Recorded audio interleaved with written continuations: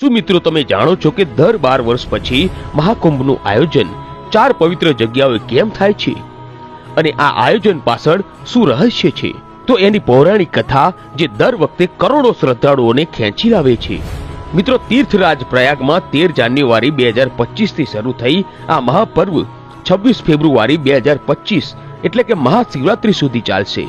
આ આયોજન માત્ર સ્નાન અને ભક્તિ પૂરતું સીમિત નથી, પણ આની પાછળ છુપાયેલી છે અમૃત અને અમૃતત્વની કથા। વાર્તા શરૂ થાય છે પ્રાચીન કાળથી। દેવતા અને અસુરો બંનેને અમર થવાની લાલસા હતી, પરંતુ અમર થવાનું રહસ્ય માત્ર અમૃત હતું અને જે સમુદ્ર મંથન માંથી જ પ્રાપ્ત થઈ શકતું હતું। સમુદ્ર મંથન કરવું એટલું સહેલું ન હતું। પછી બંને પક્ષોએ નક્કી કર્યું અને શરૂ થયું સમુદ્ર મંથનનું મહાયુદ્ધ।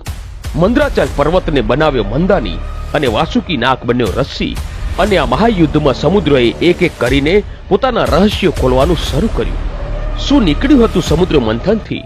તો સૌથી પહેલા નીકળ્યું હળાહળ ઝેર, જેનાથી બધા ડરી ગયા, પરંતુ મહાદેવે આ વિષને પોતાના કંઠમાં ધારણ કરી દીધું અને કહેવાયા નીલકંઠ। પછી નીકળ્યા 14 અદ્ભુત રત્નો, જેમાં કામધેનુ ગાય, કલ્પવૃક્ષ, માતા લક્ષ્મી અને પછી જેની બધાને રાહ હતી એ અમૃત કળશ। પરંતુ વાત અહીંયા સમાપ્ત થતી નથી।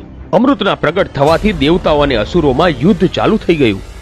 ત્યારે ભગવાન વિષ્ણુએ મોહિનીનું રૂપ ધારણ કરી અને અસુરોને મોહિત કરી દીધા અને અમૃત કળશ દેવતાઓને સોંપી દીધો। પરંતુ સવાલ એ છે કે અમૃત કળશ પૃથ્વી પર કેવી રીતે આવ્યો?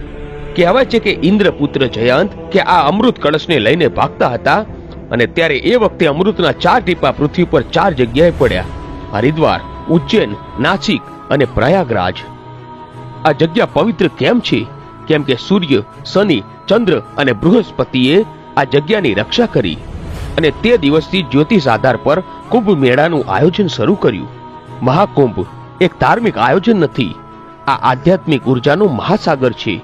કરોડો લોકો અહીંયા આવીને શાહી સ્નાન કરે છે અને પોતાના પાપોની મુક્તિ માટે પ્રાર્થના કરે છે અને ભારતીય સંસ્કૃતિના આ મહાન ઉત્સવના ભાગીદાર બને છે।